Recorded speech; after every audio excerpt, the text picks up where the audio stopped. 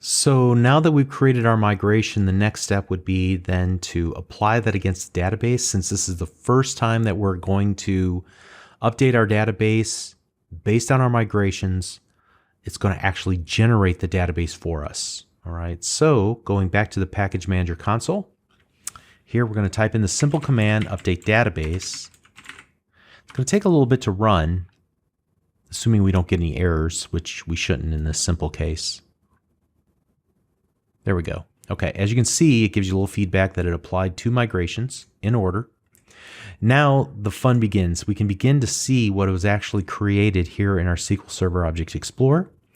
You got to refresh it before you freak out.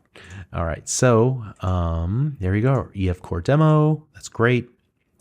And now let's look at the tables. There are 2 tables, orders and order item, and a third table called EF Migrations History. We don't have any data in the first 2 tables, but we might have something in here. Let's take a look at what's inside of those. Okay, so it has a record of all the migrations as applied here, or as were created here in the migrations folder of our project.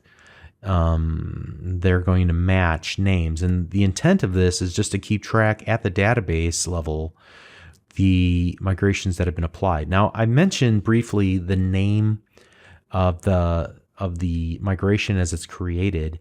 You might be able to see that this was created in 2019 in July on the 10th at 20:28:07. So 20 would be the time of day in hours, minutes, and seconds. Okay.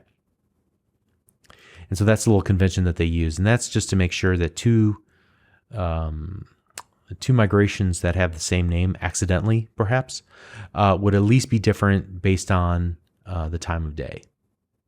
But this table keeps track of the migrations that have been applied. And so that is utilized whenever we run the update database tooling in the future. It's going to go and look and see which migrations have you already had applied, which ones are available over here. Okay, well, let's then execute the ones that have not been applied yet to this particular database. All right. Furthermore, let's take a look at the design of these tables. So let's go ahead and take a look at the columns. Just as we would expect, it uses the SQL Server data types, not the C# data types, of course, but it maps those. Creates primary key, foreign key, not nulls. When it comes to the order item ID or the order ID, it makes them keys, primary keys, and then also it sets the isIdentity property to true and the identity seed to 1 for that column.